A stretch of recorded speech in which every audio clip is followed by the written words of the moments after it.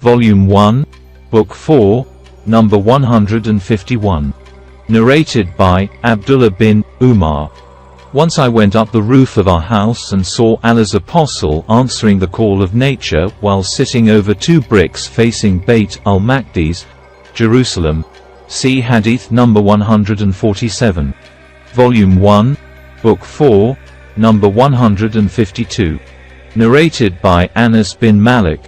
Whenever Allah's apostle went to answer the call of nature, I along with another boy used to accompany him with a tumbler full of water.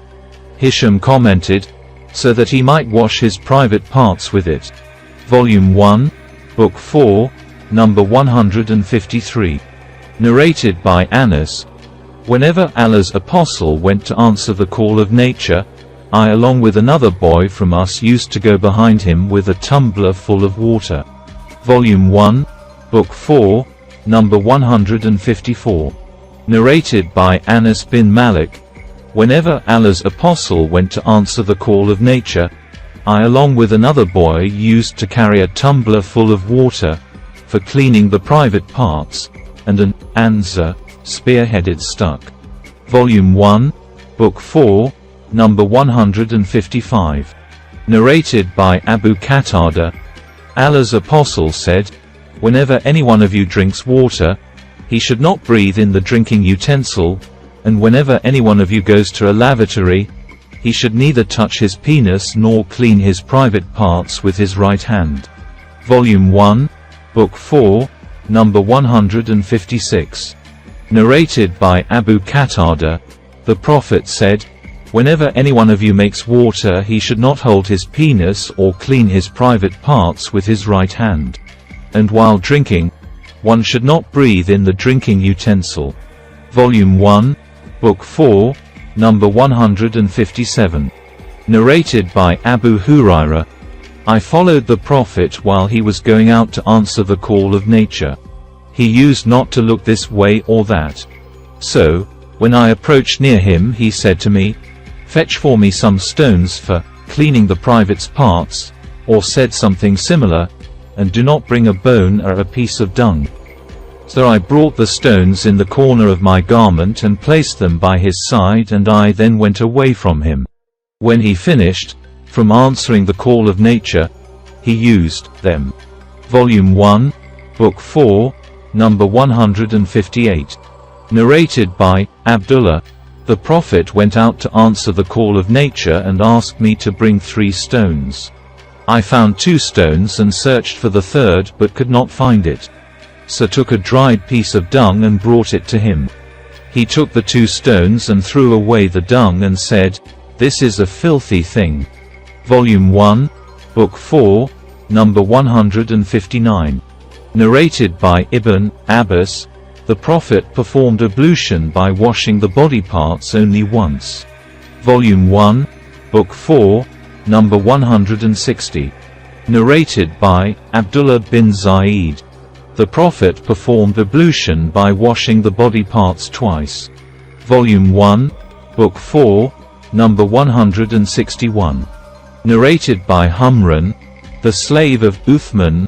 I saw Uthman bin Affan asking for a tumbler of water, and when it was brought, he poured water over his hands and washed them thrice, and then put his right hand in the water container and rinsed his mouth, washed his nose by putting water in it and then blowing it out. Then he washed his face and forearms up to the elbows thrice, passed his wet hands over his head and washed his feet up to the ankles thrice. Then he said, Allah's apostle said, if anyone performs ablution like that of mine and offers a 2-rakat prayer during which he does not think of anything else, not related to the present prayer, then his past sins will be forgiven. After performing the ablution, Uthman said, I am going to tell you a hadith which I would not have told you, had I not been compelled by a certain holy verse. The sub-narrator, Urwa, said, this verse is, verily, those who conceal the clear signs and the guidance which we have sent down. 2 to 159. I heard the Prophet saying, if a man performs ablution perfectly and then offers the compulsory congregational prayer, Allah will forgive his sins committed between that prayer and the next prayer till he offers it. Volume 1, Book 4, number 162.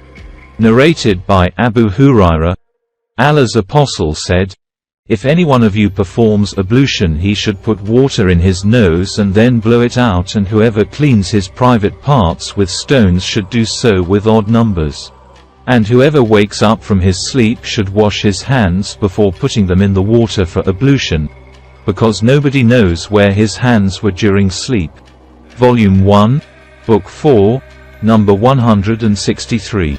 Narrated by Abu Hurairah, Allah's Apostle said, "If any one of you performs ablution, he should put water in his nose and then blow it out, and whoever cleans his private parts with stones should do so with odd numbers. And whoever wakes up from his sleep should wash his hands before putting them in the water for ablution, because nobody knows where his hands were during sleep." Volume 1, Book 4, number 164.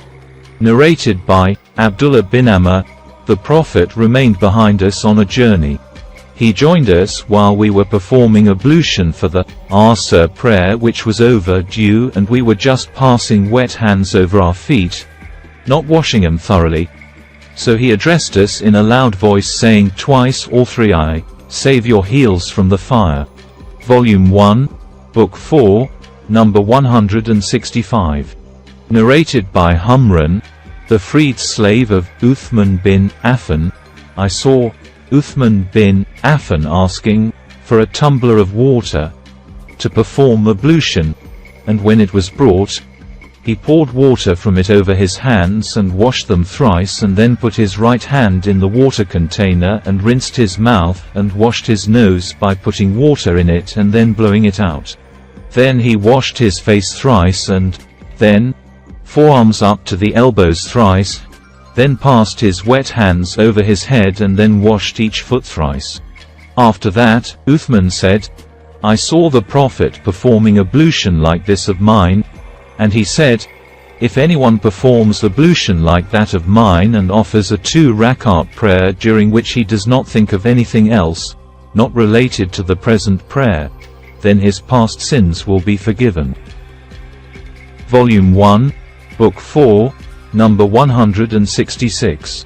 Narrated by Muhammad ibn Ziyad, "I heard Abu Hurairah saying as he passed by us while the people were performing ablution from a utensil containing water, perform ablution perfectly and thoroughly for Abul Qasim, the Prophet said, save your heels from the hellfire." Volume 1, Book 4, number 167. Narrated by Ubayd ibn Jurayh, "I asked Abdullah bin Umar, O Abu Abdurrahman, I saw you doing 4 things which I never saw being done by any one of you companions." Abdullah bin Umar said, "What are those, O Ibn Jurayh?" I said, "I never saw you touching any corner of the Kaaba except these 2, facing south, Yemen, and I saw you wearing shoes made of tanned leather and dyeing your hair with henna, a kind of dye. I also noticed that whenever you were in Mecca, the people assume Al-Hram on seeing the new moon crescent, 1st of Dhul Hijjah, while you did not assume the Al-Hram. Ihram is also called Alal, which means loud calling, because a Muhrim has to recite Talbiyah aloud when assuming the state of Ihram, till the 8th of Dhul Hijjah, day of Tarwiyah." Abdullah replied, "Regarding the corners of Kaaba, I never saw Allah's Apostle touching except those facing south, Yemen. And regarding the tanned leather shoes, no doubt I saw Allah's Apostle wearing non-hairy shoes, and he used to perform ablution while wearing the shoes, i.e., wash his feet and then put on the shoes. So I love to wear similar shoes. And about the dyeing of hair with henna, no doubt I saw Allah's Apostle dyeing his hair with it, and that is why I like to dye my hair with it. Regarding Alal, I did not see Allah's apostle assuming halal till he set out for Hajj, on the 8th of Dhul Hijjah. Volume 1, Book 4, number 168. Narrated by Atiyah, that the Prophet at the time of washing his deceased daughter had said to them, "Start from the right side, beginning with those parts which are washed in ablution." Volume 1, Book 4, number 169. Narrated by Aisha, the Prophet used to like to start from the right side on wearing shoes, combing his hair and cleaning or washing himself, and on doing anything else. Volume 1, Book 4, number 170.